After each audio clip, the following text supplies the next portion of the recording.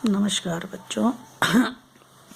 हमने हिंदी में कल पढ़ा क्रिया।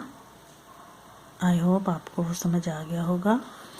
अब हम अगला विषय लेंगे अविकारी शब्द। शब्द दो प्रकार के होते हैं, विकारी शब्द तथा अविकारी शब्द। अविकारी शब्द जिनमें लिंग वचन कारक तथा क्रिया के आधार पर कोई परिवर्तन नहीं होता। इसमें हमने पढ़ा संज्ञा के बारे में, सर्वनाम के बारे में, विशेषण के बारे में और क्रिया के बारे में। ये चारों ही विकारी शब्द हैं, संज्ञा, सर्वनाम, विशेषण और क्रिया। अब हम पढ़ेंगे आज अविकारी शब्द। अ प्लस विकारी, जिनमें कोई विकार ना हो, जिनमें कोई परिवर्तन ना हो, इन्हें हम अव्ययी भी कहते हैं।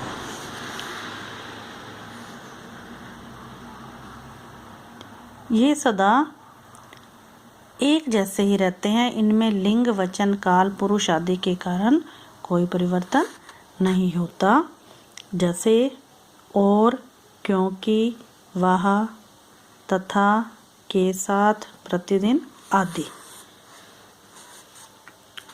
तो इसमें हम पढ़ेंगे, अब ये वाक्य दिए हुए हैं 3 वाक्य, इसमें से हम समझेंगे। रोहित कल चला जाएगा, सुमेधा कल चली जाएगी, हम कल चले जाएंगे। अब इन वाक्यों में लिंग व वचन के अनुसार परिवर्तन हुआ, लेकिन कल में कोई परिवर्तन नहीं हुआ। तीनों में कल वही का वही है, इसमें किसी भी तरह का कोई परिवर्तन नहीं हुआ। तो ये कल जो है ये अविकारी शब्द में आएगा। इसी तरह से आज, धीरे, अथवा, परंतु, जब, तब आदि शब्द भी अपरिवर्तनशील होते हैं, इसलिए इन्हें अविकारी शब्द या अव्यय कहते हैं। तो अब इसकी परिभाषा हमें समझ में आ गई कि जिन शब्दों में लिंग, वचन तथा काल के कारण कोई परिवर्तन नहीं होता, उन्हें अविकारी शब्द कहते हैं। अब हम अविकारी तो हमने पढ़ लिया, लेकिन अब हमें यह भी पता होना चाहिए कि अविकारी शब्द कौन कौन से होते हैं, इसके कितने भेद होते हैं। तो अविकारी शब्द के 4 भेद होते हैं।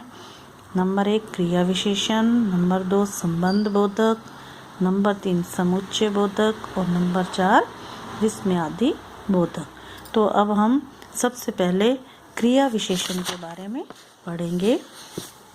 जैसा कि नाम से ही लग रहा है, क्रिया विशेषण क्रिया की विशेषता।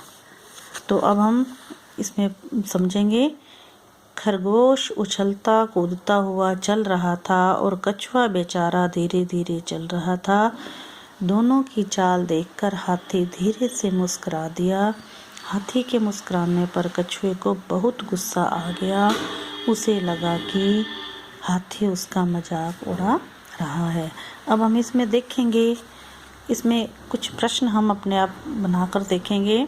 जैसे है खरगोश कैसे चल रहा था, तो खरगोश कैसे चल रहा था?